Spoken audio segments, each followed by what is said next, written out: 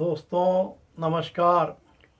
मैं दिनेश महाजन आप लोगों के लिए मेरे चैनल पर एक नया वीडियो लेकर उपस्थित हुआ हूँ।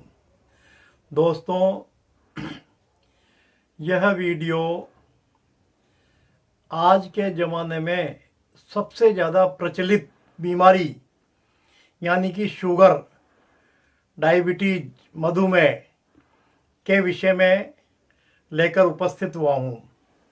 दोस्तों इस विषय में एक वीडियो मैंने मेरे चैनल पर पहले भी डाला है, लेकिन वह विषय थोड़ा सा इस विषय से अलग हटकर था। उसमें हमने घरेलू उपचार के साथ एक आसन बताया था, वज्रासन। उसको लोगों ने कम पसंद किया होगा, लेकिन आज जो विषय में लेकर आया हूँ, जो जानकारी में लेकर आया हूँ, वह बहुत ही अद्भुत घरेलू उपचार है। दोस्तों इसके पहले कि हम वीडियो में आगे बढ़ें या वीडियो को प्रारंभ करें, उसके पहले मैं आपसे निवेदन करना चाहता हूँ कि अगर आपने अभी तक मेरा चैनल सब्सक्राइब नहीं किया है तो मेरे चैनल को सब्सक्राइब कर लीजिए, और अगर आपको वीडियो पसंद आए तो इसको लाइक और शेयर अवश्य कीजिए और बेल आइकन के बटन को साथ में दबा दीजिए। दोस्तों चलिए वीडियो प्रारंभ करते हैं। मैं शुगर के लिए एक अद्भुत, अनुभूत, अचूक, बहुत बढ़िया उपाय लेकर आपके सामने उपस्थित हुआ हूँ। इसमें आपको 10 वस्तुओं की जरूरत पड़ेगी, जिसमें 4 तरह के तो पत्ते हैं और 6 देसी जड़ी बूटियां हैं, जो आपको किसी भी पंसारी की दुकान से मिल जाएंगी। आप मात्रा अपने अनुसार घटा और बढ़ा सकते हैं। जो मात्रा मैं बता रहा हूँ वह सब औषधि, जो भी औषधि है, आपको उसी अनुपात में लेकर के सभी समस्त प्रकार की औषधियों को बारीक पीस करके कपड़छंद कर लेना है और इसके चूर्ण का सेवन करना है। तो दोस्तों चलिए आगे बढ़ते हैं। आपको लेना क्या क्या है। सबसे पहले बिनोला की गिरी। बिनोला आता है कपास के जो बीज होते हैं उसकी गिरी, मात्रा है 100 ग्राम। दूसरा है मंजीठ। एक मंजीठ काष्ठ औषधि आती है, लकड़ी जैसी लाल रंग की, वो आपको लेना है 100 ग्राम। बिनोले की गिरी 100 ग्राम, मंजीठ 100 ग्राम और विजयक्षार, एक हमारी आड़ोती की भाषा में उसको हम बीजा साल की लकड़ी बोलते हैं, एक वृक्ष होता है विजयक्षार के नाम से।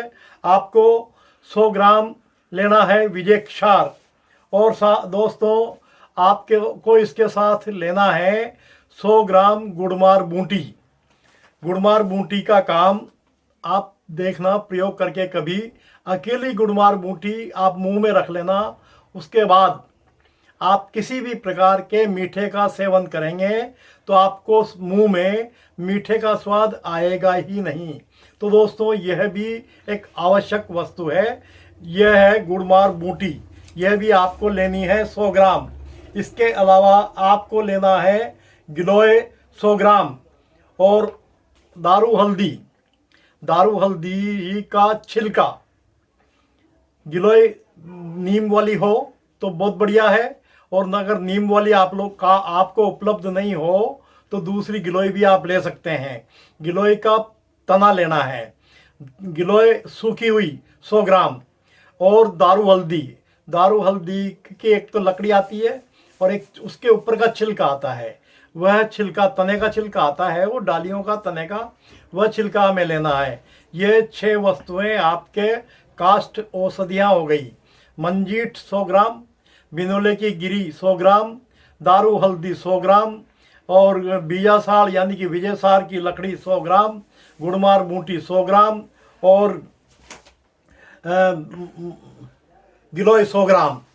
इसके अलावा आपको 4 तरह के पत्ते लेने हैं। पत्ते, आम के पत्ते 100 ग्राम, जामुन के पत्ते 50 ग्राम और नीम के पत्ते 50 ग्राम और बेलपत्र, बील जो बेलपत्र आता है हम शंकर भगवान को चढ़ाते हैं, शंकर भगवान को अर्पित करते हैं, वह पत्ते, वो बेलपत्र, वो लेना है आपको 100 ग्राम। यानी कि आपको सभी मात्राएं मिला करके काष्ठ औषधियों सहित लगभग ये 900 ग्राम की मात्रा हो गई।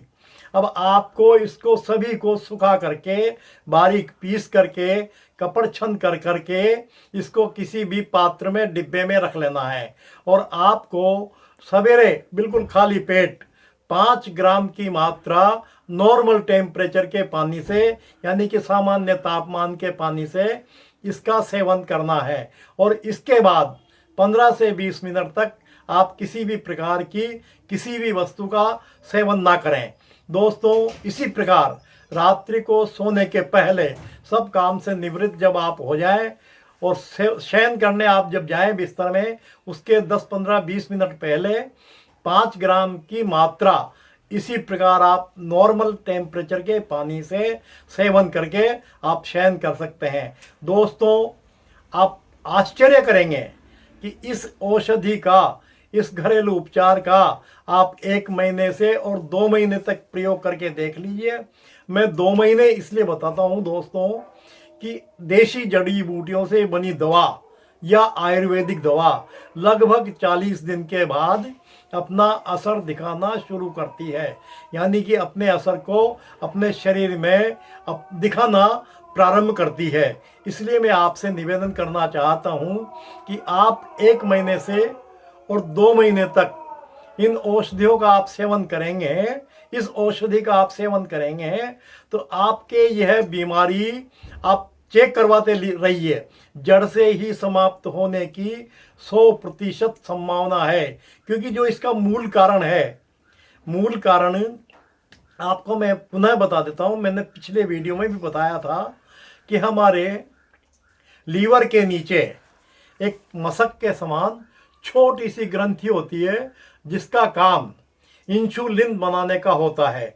वो आगे से बिल्कुल छोटा मुंह होता है जरा सा, और पीछे से फुली हुई होती है, उसमें इंसुलिन बनता है और उसमें से हमारे शरीर में जो एक्स्ट्रा शुगर बचती है या एक्स्ट्रा शक्कर बचती है, उसको एब्जॉर्ब करने के लिए उस ग्रंथि से इंसुलिन बाहर आता है आवश्यकता के अनुसार, और अंदर ग्रंथि में नया इंसुलिन बनता है। कई बार मधुमेह, डायबिटीज या शुगर की बीमारी मनुष्य के इसलिए होती है कि जब शरीर में भोजन ठीक से नहीं पचता हो, आम बनने लग जाती हो। आम आप समझते हैं दोस्तों, जब आप दीर्घ शंका करने जाते हैं तो एक चिकना सा सफ़ेद जैसा पदार्थ हमारे मलद्वार के द्वारा दीर्घ शंका के साथ बाहर आता है, चिकना चिकना पदार्थ, उसी को हम आम कहते हैं। ये इसका मुख्य कारण भोजन नहीं पचना, आंतों की कमजोरी, गरिष्ठ भोजन का करना, अनावश्यक रूप से भोजन का सेवन करना, समय असमय भोजन का सेवन करना, समय से खाना नहीं खाना, ये सब इसके मूल कारण होते हैं।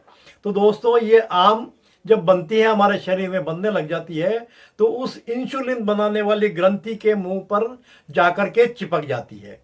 अब धीरे धीरे जब इंसुलिन बाहर निकलना बंद हो जाएगा तो स्वतः ही इंसुलिन बनना बंद हो जाएगा, और जो एक्स्ट्रा शुगर हमारे शरीर से बचती है भोजन पचने के बाद, सप्त धातुओं को जब हमारे भोजन में से रस निकल के जाता है, उसके बाद जो अवशिष्ट माल बचता है, अवशिष्ट पदार्थ बचते हैं, उस पदार्थ में जो शक्कर बचती है उसको सोखने के लिए या एब्जॉर्ब करने के लिए जो इंसुलिन चाहिए वो बनना बंद हो जाता है। तो दोस्तों, मैं ये दावा करता हूँ, ये विश्वास दिलाता हूँ कि अगर आप इस औषधि का सेवन लगातार निरंतर करते रहेंगे तो आपके जो जड़ है, जो मूल कारण है, वह निश्चित रूप से समाप्त हो जाएगा और आपकी इंसुलिन बनाने वाली ग्रंथि पुनः दोबारा काम करना शुरू कर देगी और आपके जीवन पर्यंत शुगर की बीमारी से आप मुक्त हो जाएंगे। दोस्तों, ये उपाय आप जरूर करिए, थोड़ी मेहनत है लेकिन गंभीर बीमारी से आप छुटकारा पा जाएंगे। इसके दुष्परिणाम मैं थोड़े से और बता देता हूँ, समय लंबा हो गया है। जब हम इंसुलिन लेते हैं तो धीरे धीरे हमें इंसुलिन की मात्रा बढ़ाते जाना पड़ता है। इंसुलिन बढ़ाते जाने का दुष्परिणाम हमारे शरीर में क्या होता है कि जो भी लिक्विड हमारे शरीर में है, यानी कि पानी, खून या पित्त, जो भी इस तरह के जो तरल पदार्थ हमारे शरीर में है जो आवश्यक है, उनको यह इंसुलिन धीरे धीरे गाढ़ा करने लग जाता है। पित्त को गाढ़ा करेगा तो पित्ताशय में पित्त जम जाएगा, पित्त की पथरी तैयार हो जाएगी। यूरिन को गाढ़ा करेगा तो गुर्दे में आकर के यूरिन जम जाएगा, तो गुर्दे की पथरी तैयार हो जाएगी। खून में जाकर के यही इंसुलिन आपके खून को गाढ़ा कर देगा, तो उसमें थक्के बन जाएंगे, क्लोट बन जाएंगे, पैरालिसिस हो सकता है, हार्ट की बीमारी हो सकती है। इस तरह अधिक मात्रा में लिया गया इंसुलिन हमारी बॉडी को हर तरह से नुकसान करने का प्रयास करता है। तो हमें ये प्रयास करना चाहिए कि हमारा शरीर, हमारी बॉडी ऐसी बीमारियों के कीटाणुओं की जड़ को समाप्त करे, ऐसा हम प्रयास करें। दोस्तों, आप करिए और अपने जीवन में इस बीमारी से मुक्त होने का पूरा प्रयास करिए। मुझे विश्वास है ये बीमारी आपके शरीर से हमेशा हमेशा के लिए चली जाएगी। दोस्तों नमस्कार, मैं दिनेश महाजन।